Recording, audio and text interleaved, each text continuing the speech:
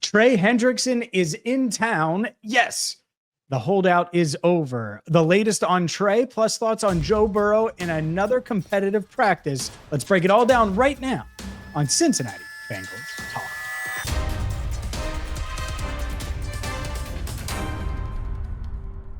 Hi again, everyone, and welcome into CBT. I'm James Rapien of BengalsTalk.com. Hit that subscribe button, ring the bell, join the 56,000 plus Bengals fans that have already hit that subscribe button on YouTube, and make sure you check us out wherever you get your podcast, whether that's Apple, Spotify, or Amazon. And let's dive into an eventful day at Paycor Stadium. By the way, today's video is brought to you by Christian Husky Realtors. Check them out, sipsykline.com/chusky, and also AmericanHomeTech.com.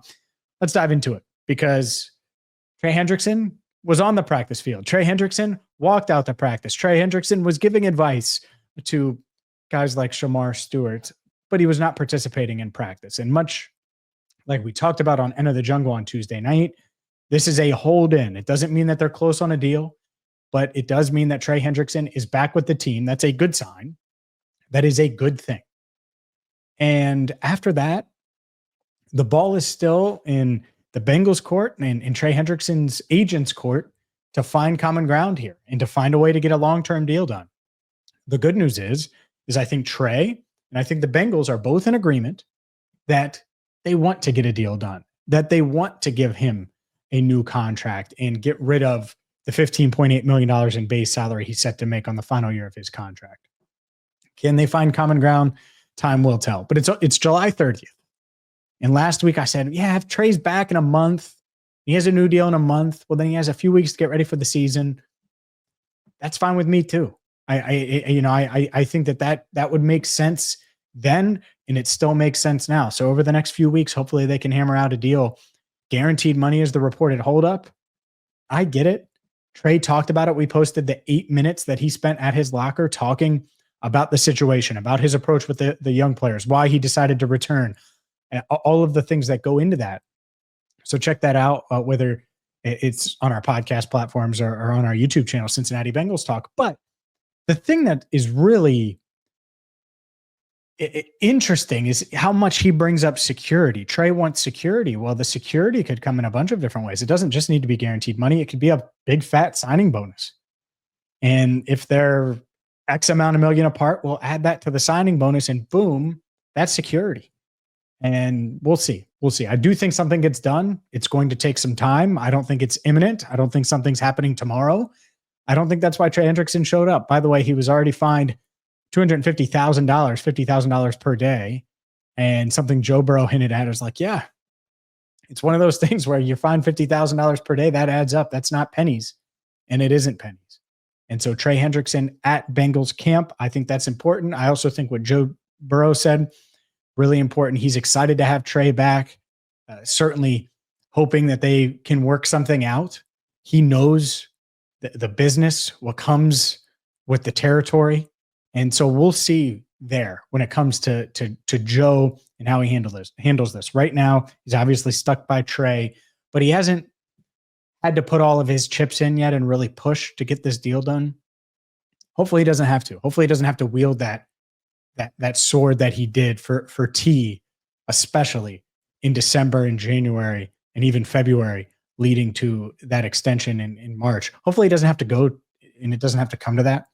We'll see if it does. But Trey Hendrickson in camp, that is huge. Speaking of camp, what happened on the practice field? We'll get to that coming up next. Today's video is brought to you by Christian Husky of Cincinnati Realtors. Christian is one of the biggest Bengals fans I know. The moment Shamar Stewart ended his holdout and agreed to sign his rookie deal, Christian's texted me. And he's texted me, and he wants the dirt, he wants the insight. And that shows me how present Christian is. And so if you're looking for a real estate agent that knows the market, that knows the area, that is a huge Bengals fan, and that is certainly going to help you, whether you're upgrading, downsizing, relocating, just starting your search, make sure you check them out at christian.husky or visit sipsykline.com/chusky.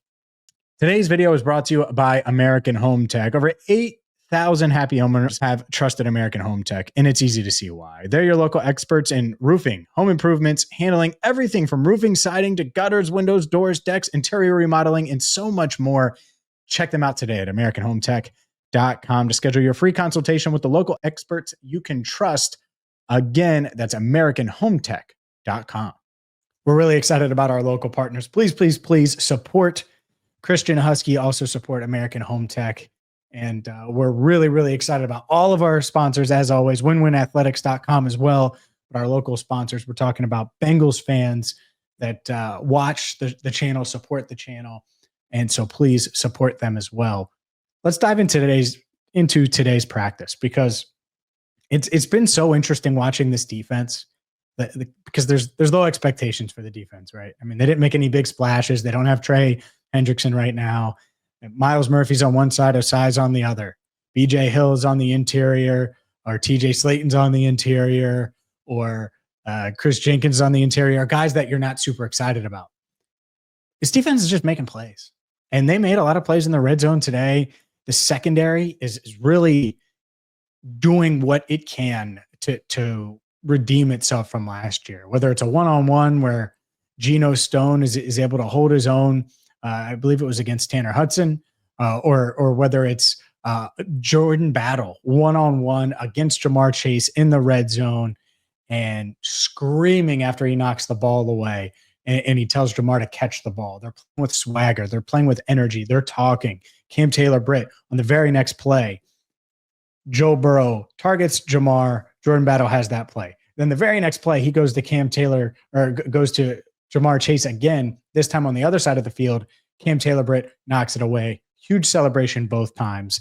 Those weren't the only plays. Josh Newton had a really nice interception in the red zone, and that led to a fun celebration. Joe Burrow responded by finding Jamar Chase on the very next play for a touchdown.